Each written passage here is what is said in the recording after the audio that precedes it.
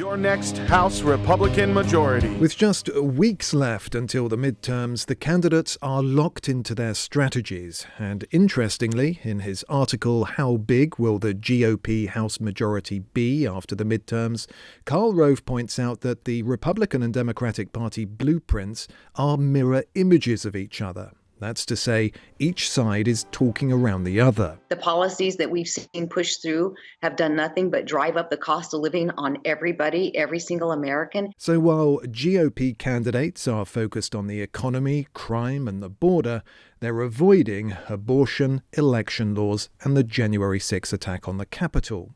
For Democrats, it's vice versa. We are united in our support for women's right to choose. The problem for Democrats is that, according to a recent ABC News Washington Post poll, the top issues for voters are the economy, education, inflation, and crime, with Republicans leading on all of these issues by between 14 and 19 points, the exception being education, for which the Democrats have a 6-point advantage. They also know that crime is a huge vulnerability for Democrats. I would say one of the biggest vulnerabilities. All said, it doesn't take a genius to see why Democrats would want to focus on abortion and climate rather than the economy and crime, which have worsened significantly since Mr. Biden took office. We've created a commitment to America. And Republicans are taking advantage with an agenda that prioritizes these issues as well as putting the spotlight on accountability.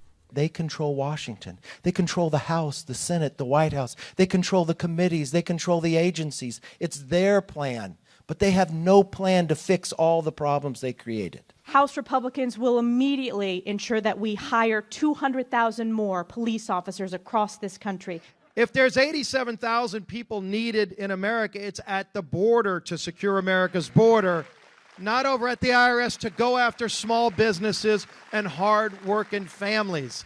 Commitment to America draws on a successful campaign from 1994 called Contract with America, the catalyst for a so-called Republican Revolution, after the GOP gained unified control of Congress for the first time in 40 years.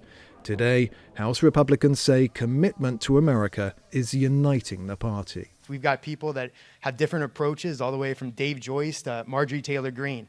But we're all united behind Kevin McCarthy. Well, in the meantime, the latest approval rating for the president is just 39%. Worse still, 56% of Democratic Party voters want someone else on the ticket in 2024.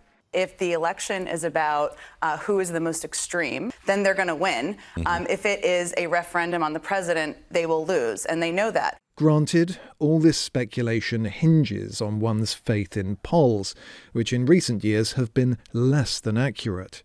But while the midterms are often seen as a referendum on the incumbent party's performance, it's refreshing that unlike 2020, Democrats can't simply run on Trump and COVID-19. He knows his presidency is at stake in these midterms. If it's a wipeout, the chance he can run again, I think, is nil.